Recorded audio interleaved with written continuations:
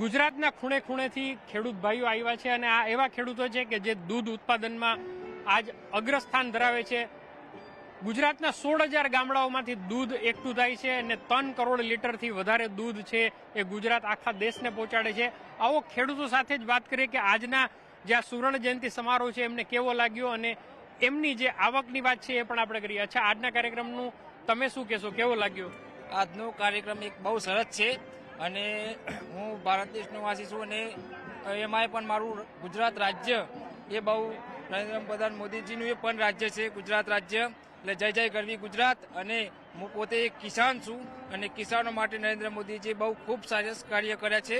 આજે પણ આ એક દૂધ મંડળી તરફથી નરેન્દ્ર મોદી તરફથી જે પ્રોગ્રામ કરવામાં આવ્યો છે એમાં કિસાનોને અને પશુપાલકો માટે બહુ સારો વ્યવસાય છે અને તેમાં સારો નફો મળે તે માટે નરેન્દ્ર મોદીજીએ બહુ સારું કાર્ય કર્યા છે અને મોદીજીને ખૂબ ખૂબ ધન્યવાદ કે આવું પ્રગતિ કરતા રહે, ભારત દેશમાં કરતા રહે, ગુજરાત દેશમાં કરતા બિલકુલ। અચ્છા, ખેડૂતોની આવક બમણી કરવાની પણ વાત છે, તો દૂધ ઉત્પાદક તરીકે તમારી કેવી લાગણી છે? તમારી આવક સતત વધે છે અને આગળ તમારી શું અપેક્ષા છે? આજે 50મો ગોલ્ડન જુબલી સમારોહ છે, જે મોદી સાહેબનું જે આયોજન છે એ સરસ છે અને જે પશુપાલન માટે જે આ 5 પ્લાન્ટનું જે એક બહુ મોટું એલાન કર્યું છે, બહુ સારી વાત છે। નરેન્દ્ર મોદી સાહેબને ખૂબ ખૂબ ધન્યવાદ। અચ્છા, એક ખેડૂત પાછળ છે, અચ્છા તમે પણ કાકા કંઈક કહેવા માંગો છો? મોદીજીને જે કામ લીધું પશુપાલન માટે એ બહુ સારામાં સારું કર્યું છે અને ખેડૂતોને પૂરેપૂરો લાભ મળતો।